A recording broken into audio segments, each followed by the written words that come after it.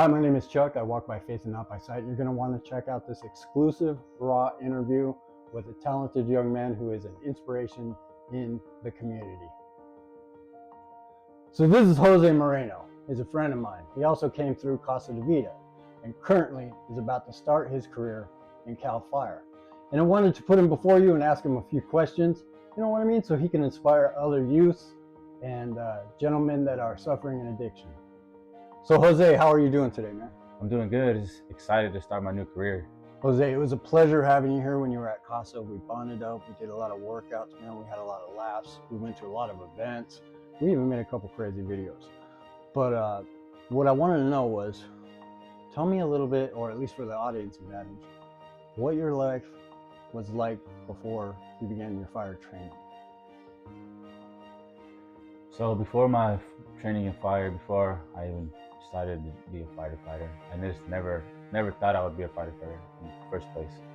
But I had no purpose in life, to be honest. Like I was always using drugs, out with friends, or like just trying to find that gap I had inside me, like That hole? that hole. There you go. There was a hole in me, because always, how you say, depressed, misled, following other people, in their footsteps, just trying to be a part of something, And I was always missing school, not listening to my mom. My dad wasn't there in my life, but he is there. He's in my life now, but before I needed him before, because everyone needs a father figure, And I was always looking for that father figure in other people, bad people that are using drugs, like I said. And I just never had like a purpose in life. I didn't know where I wanted to be. But before I joined this program, the program really opened my eyes, and made me have a purpose in life. Yeah, I know what that's like, and that's something I've noticed not only about myself, but in my experience in recovery, is that that's like one of the addicts, at least for the men, the biggest thing is that, not having that father figure. And I don't know. And that's, I guess, why I've locked so hard onto God. But I got another question for you. Paint me a little bit of a picture of what your life looked like during, like, maybe even the darkest part of your addiction.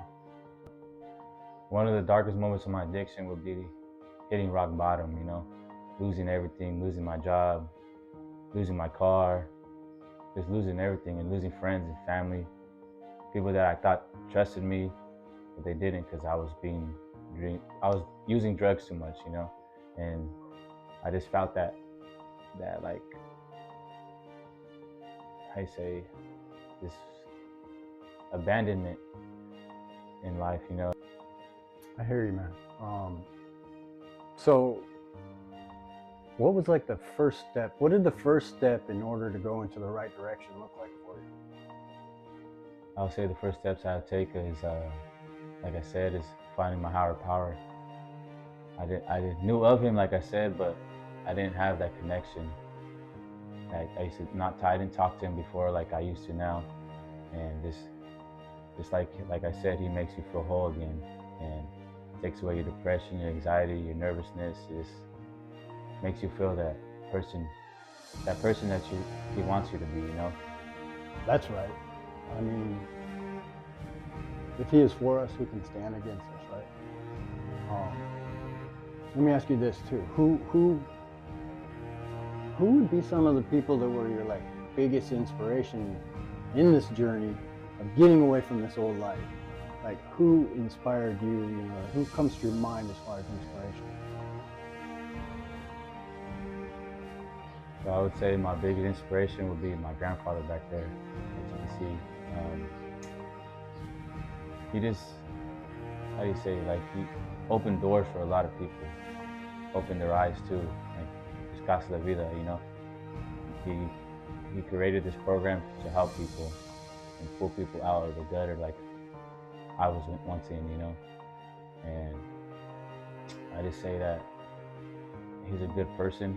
He's not here with us today, but I say he's a good person and inspirational, to be honest. Because one day I want to help people out like he's helped people before. That's why I joined the fire service, you know.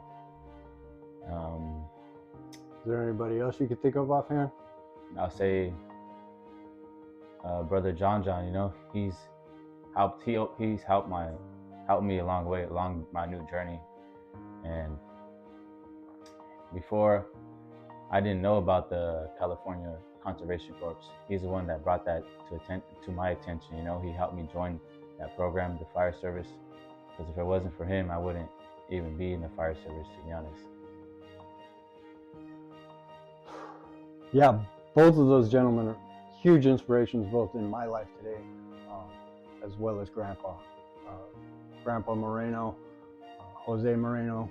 He was just a pillar in the community, and he was hands-on, and I hear the stories about him, man, and it's incredible. And John, I know personally too, and he's I don't know anybody who's done so much for guys, including myself. He literally pulled me from not a certain destruction, but my circumstances weren't good, and he put his hand out and said, trust me, take my hand, and brought me up here.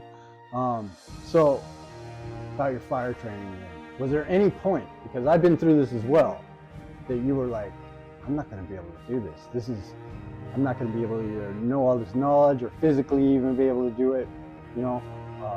Is there anything that had you at some point going, I am not going to be able to achieve this? Yes, of course, yeah. There's 2 times that I thought I was not cut out for this, physically and mentally. But like I said, one time I got kicked out of fire training because I didn't know my 10s and 18s. But what are the 10s and 18s? The 10 standard fire orders and 18 watch out situations. So you have to know those by heart. But like I said, I got kicked out of fire training and then I got put back in, and I passed it finally, my second shot. So just because you fail one time doesn't mean it's over with, you know. You always got a second chance to get back up and start pushing again, you know, like I did. And then the second time, I injured my leg from on a hike. But like I said, just push through it all the time, you know. I just push through it day by day, one day at a time, you know. And just talk to your higher power. That's what I would do, you know. He pushed me through it. He says, you got this, son, you know. He'd always talk to me. Say, you got this. Look where you were before, and now look where you're at. Look where I put you, you know. So those are my 2 things.